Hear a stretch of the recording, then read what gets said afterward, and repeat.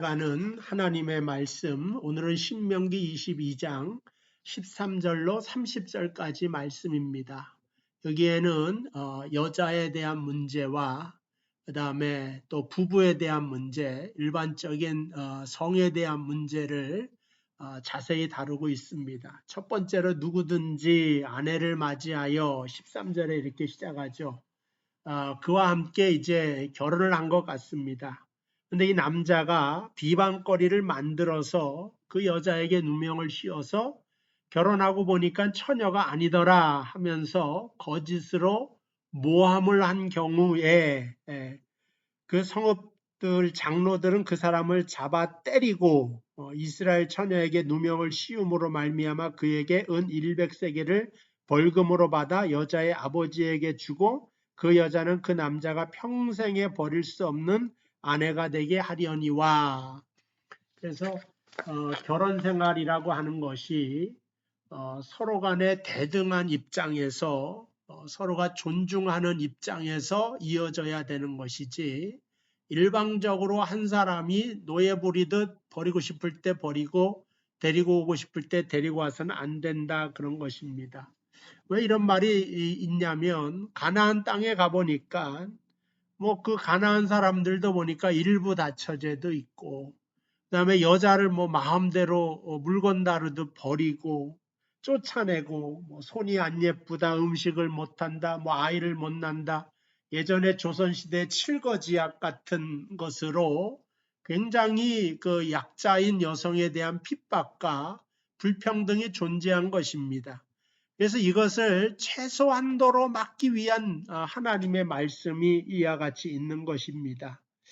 그래서 이제 또 때로는 그 뭐라 그럴까, 그 여러 가지 이제 그 30절까지 이런 것이 있고, 뭐 성폭행을 당했을 때는 남자는 그 자리에서 죽이고 처녀에게는 아무것도 행하지 말 것은 27절 보니까 남자가 처녀를 들여서 만난 까닭에 그 약혼한 처녀가 소리 질러도 구원할 자가 없었음이니라 하면서 그 여성에 대한 보호와 그 다음에 이 사회 시스템을 일구어 나가기 위한 성의 문란함을 막고자 하는 그러한 내용이 신명기 22장에 나와 있는 것을 볼 수가 있습니다. 신명기 24장에도 보면은 1절에 사람이 아내를 맞이하여 데려온 후에 그에게 수치되는 일이 있음을 발견하고 그를 기뻐하지 아니하면 이혼 증서를 써서 그의 손에 주고 그를 자기 집에서 내보낼 것이요. 이것이 사실은 율법이죠. 율법에 그러나 행간을 잘 읽어야 되는데, 문자적으로 이해하면 성경에도 이혼하라 그랬다 이렇게 말할 것 아니겠습니까? 이것을 두고 예수님께서는 마태복음 19장에 아니다, 예수께서 이르실 때 모세가 너희 마음의 완악함 때문에 아내 버림을 허락하였거니와 본래는 그렇지 아니하니라. 그래서 이혼 증서를 쓴 것도 마음대로 버리거나 쫓아내지 못하고 정확한 문서에 의하여서, 절차에 의하여서, 그 다음에 이유가 있는 경우에 이와 같이 이혼할 수가 있다라고 말을 한 거지, 함부로 여자를 대하라, 그것을 막기 위한 방편이다, 예수님께서 그렇게 말씀하고 있습니다. 어쨌든 이만큼 고대 시대에는 여성들의 지위가 너무 비참했다. 우리나라에도 뭐 남존여비라고 하는 말이 있는데, 오늘날도 힘으로 미약하기 때문에 여자가 폭력에 시달리고 있거나 추행을 당하고 있거나, 가정 상담 속에서 이러한 여성 상담 시간에서 이러한 경우를 많이 만나게 되고, 이 보호 기능을 위하여서 아직까지도 애쓰고 있는 걸 보면 완벽하게 해결하지 못했다 이렇게 볼 수가 있습니다.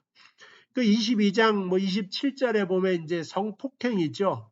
그렇게 당했을 때 남자가 처녀를 들여서 만난 까닭에 그 약혼한 처녀가 소리 질러도 구원할 자가 없었기 때문에 여자는 그대로 놓아두라는 거예요. 남자는 쳐 죽이고. 그래서 이만큼 사회 기능이, 시스템이 구조적으로 여성이라는 약자에 대하여 보호 기능이 없었지만 하나님의 말씀은 최대한도로 보호하고 지키는 것이 바로 하나님의 뜻인 것을 밝히 알려주는 것을 보게 됩니다. 그래서 이 결혼이라고 하는 것이 왜 하느냐? 서로 사랑하고 좋으니까 하겠죠. 같이 있고 싶으니까. 그러나 같이 있고 싶다 그래도 꼭 결혼식을 통하여서 사인을 한단 말이에요. 그건 뭐냐? 계약이라고 하는 것입니다. 사랑이라고 하는 감정 플러스 계약을 내서 이 계약이라고 하는 것은 감정이 다 사라져도 너에게 책임이 있다. 네가 사인한 것에 대한 분명한 책임감을 가지고 지켜나가야 된다. 그것이 바로 결혼식 속에 놓여져 있는 것이다. 그렇게 볼 수가 있습니다.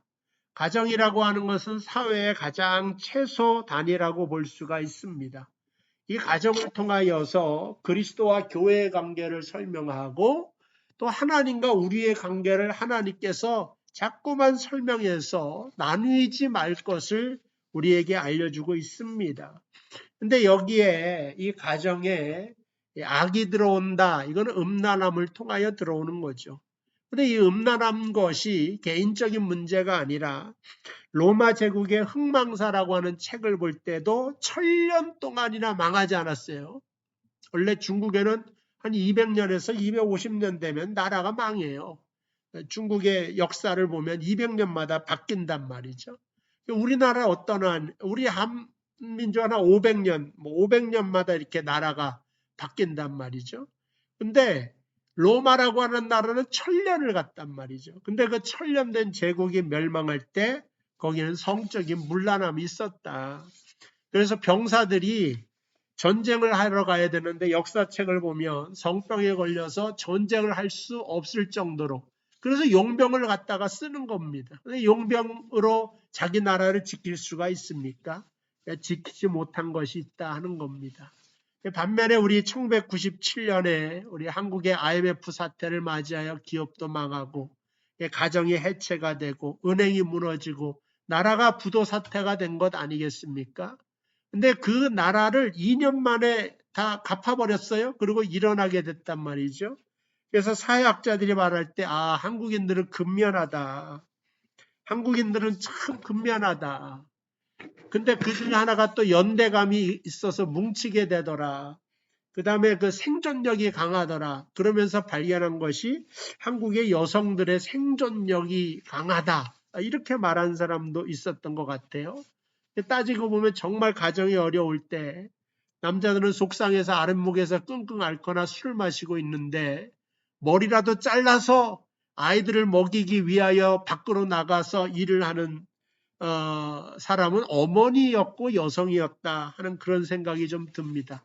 물론 그렇다고 아버지와 남성이 책임감이 없는 건 아니지만 그래도 거의 동등하게 아니면 더 우월하게 나라와 가정을 위하여 애쓴 한국의 여성들이 있었기 때문에 오늘날의 대한민국이 있지 않나 하는 그런 생각을 듭니다.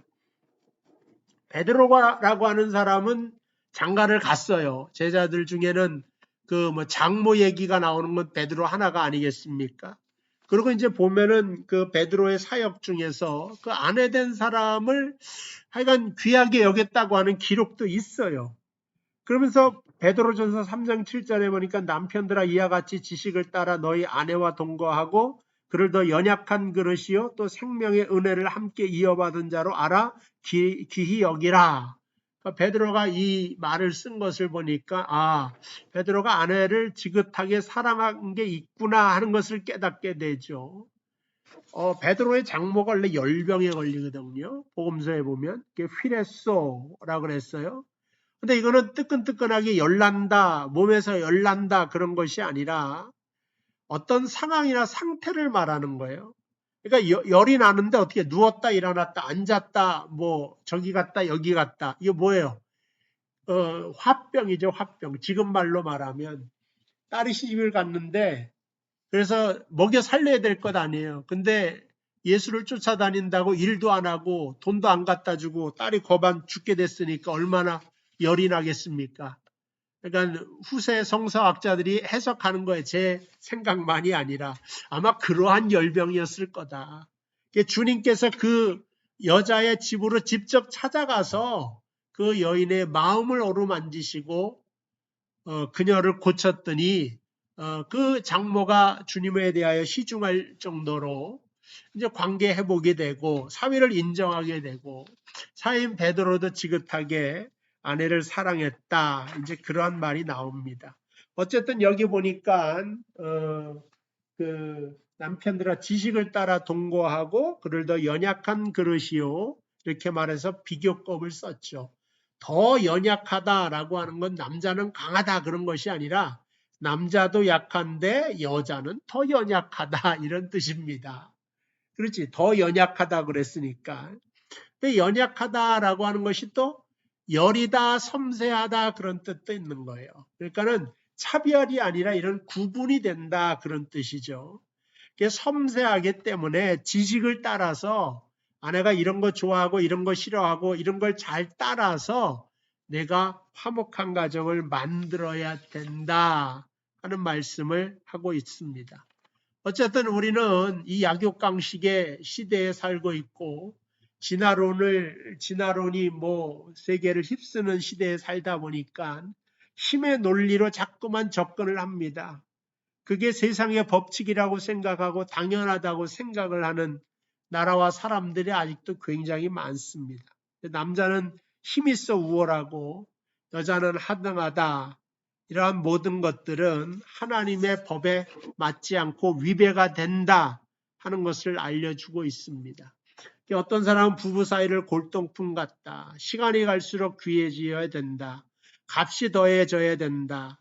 그래서 여러분들의 가정도 골동품과 같이 되어서 신상품이 아니라 신상품 때만 귀한 것이 아니라 세월이 지날수록 더 귀하고 시간이 지날수록 더 가치 있어지는 그런 부부관계 가정 되시기를 주님의 이름으로 축복을 드립니다. 기도하겠습니다. 하나님 감사합니다. 하나님이 남자와 여자를 만드시고 둘이 하나가 되게 하셨음을 믿습니다. 또 우리의 가정을 만나게 하여 주셨사오니 우리 명성에 속한 모든 가정들이 행복해지게 하여 주시고 주의 뜻을 따라서 항상 주님을 섬기면서 화목한 가정 만들게 하옵소서. 예수님의 이름으로 기도하옵나이다. 아멘.